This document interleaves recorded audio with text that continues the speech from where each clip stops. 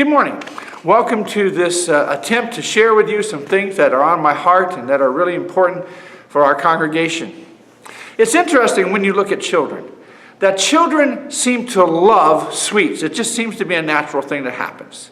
How often have we as parents or grandparents fixed a wonderful meal for young children? We have a beautiful roast, and we have potatoes, and we have vegetables, and we have fruit salad that goes with it. And yet, the smell of the pie, or the cake, or the ice cream is all that captures the attention of the young children.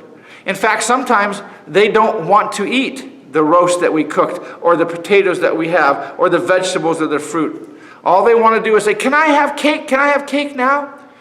And perhaps, as a parent, sometimes, of course, you've never done this. You say, "All right, skip your meal. You don't have to eat anything. You can just eat all the cake and ice cream you want, and we're not going to worry about anything else." Well, of course, that's not what we do. We say something like, after you've had your meal, after you've eaten a good portion of what we've prepared, then you may have your dessert. Because what happens if we don't do that? We develop kids, number one, that are not well-nourished, and number two, kids that are spoiled and indulged. People who think that they get everything that they want. All they have to do is cry long enough and loud enough. Now, for us adults, sometimes that's also true. We go to churches where we want what we want. We want our type of music. We want our kind of preaching. We want our kind of people. We want our kind of worship style. And you know what? Things aren't always like that. If we always were to give each and every person exactly what they wanted, what kind of disciples would we be producing? We would have people, number one, who are all of the same demographics, all of the same taste, all of the same opinions. In short, we'd have a very slender slice of life.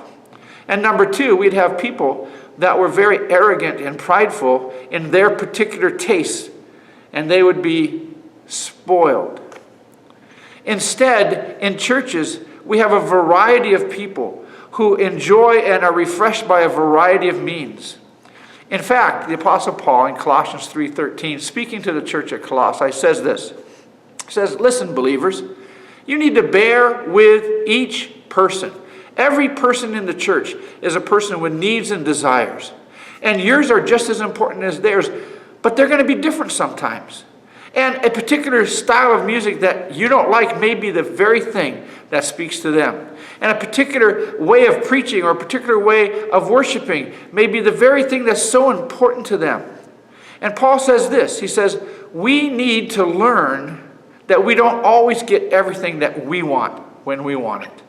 Sometimes we need to set aside our desires so that something good can happen in the lives of others. When we do this, we develop depth as a believer.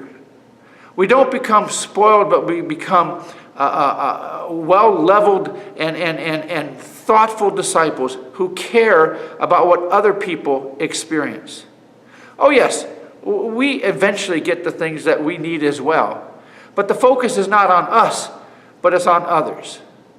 So my encouragement to you is when something comes up in a worship service or in a church that's not your particular cup of tea, rejoice. Be glad, because God's in the process of not spoiling you, but developing you into a deep, well-thought, well-mannered believer. And number two, rejoice, because there's a brother or sister who that very way of expression is really causing them to grow and to build themselves up in love. So bear with each other, and in doing so, we'll grow up and not be spoiled, but rather mature Christians. Have a great day, and we'll look to see you soon. Thank you.